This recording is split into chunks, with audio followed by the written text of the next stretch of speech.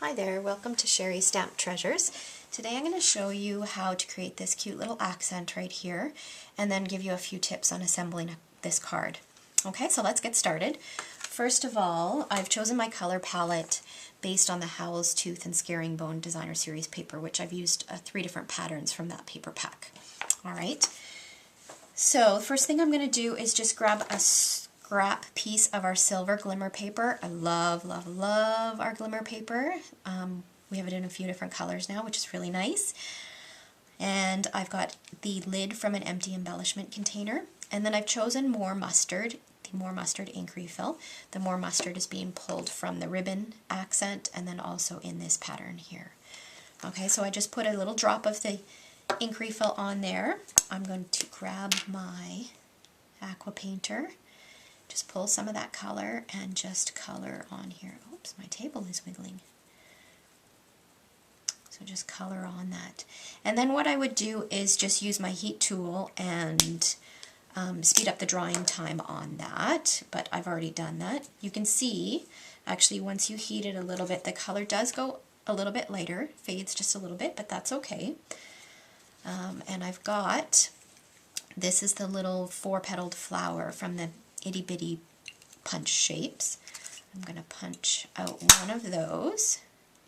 And we've got that. Isn't that beautiful? So this is how you can get lots of different colors in our Glimmer paper. And then I thought that it needed just a little bit of black, so I've got a black piece of cardstock here. Let's punch out an extra one. I just wanted it to pop just a little bit more. And I'm going to take, when I use this flower, I like to fold up the petals just a little bit. Hopefully you can see that. And because this is so small, I'm just going to use a dot of our Tombow glue, multi-purpose glue. It's my favorite adhesive. Just put that on there, and I kind of off-centered it. Let's put it on this white background so you can see. Oops. There we go. Okay, so we're just going to let that set, and I'm going to move on to the next little tip here.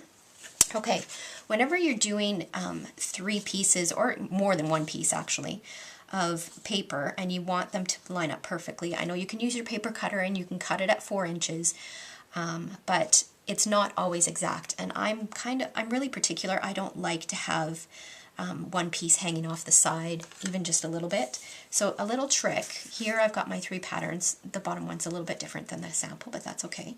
And what I'm going to do is just layer them, make sure that they're even on one side, and flip it over, and hopefully you can see, but some of it extends there. So what I'm going to do is just hold it firmly and just trim off that excess. That way I know when I go to stick my paper onto my card base, they will all be even, and there will be no pieces that are just a little bit too short. Okay, so I've gone ahead and done that. There we go. That's my card base.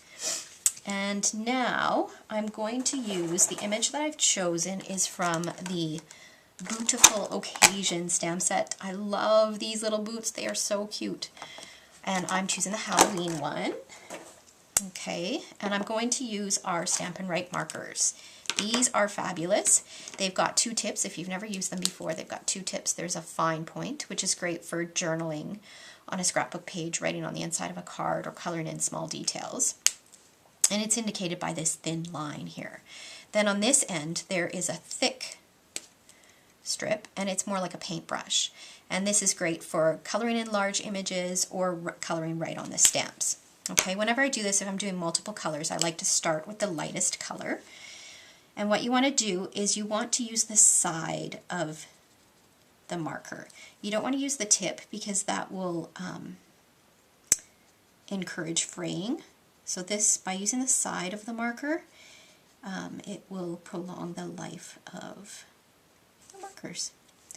Alright, so I'm just coloring right on the image. And you don't need to push very hard, just gently. Okay, so I've done the Tangerine Tango, and now I'm going to go back with the black, and I'm going to color the heel in black, and then also do the words. You might be thinking that, well, won't the tangerine dry by the time you go get around to using it? And you know what? Some of it will have dried just a little bit, but there's a trick to getting that re-moistened. Okay, so I've got a piece of white cardstock here. I am just going to huff on it. And then it's ready to stamp. So I'm going to stamp it in the center. And look at that. Isn't that beautiful? All right. So that's a little trick to use your markers. And then what I've done is I've just kind of gone back and added some rhinestones in there. I tore the edges to tear the cardstock. What I do is I hold the piece, the good side, and tear towards me with the piece that I want to get rid of. So then I'll rotate it around, hold the good side, and then tear that. Okay, so that's our little accent piece there. It goes like that. Okay, so now we're going to go back to our little flower here. I've got some of our little self-adhesive rhinestones and just a Sharpie marker. And did you know that you can color these any color using Sharpie markers because they are a permanent marker? So what I'm going to do is just color right over top of this. So just make sure you get the sides too. Alright, so now I've got a black rhinestone which I will put in the center of my flower, and then that will go right on there.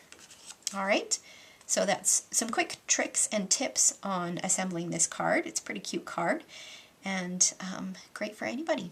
Alright, so thanks for watching. If you're looking for more inspiration, check out www.stamptreasures.com. Thanks very much.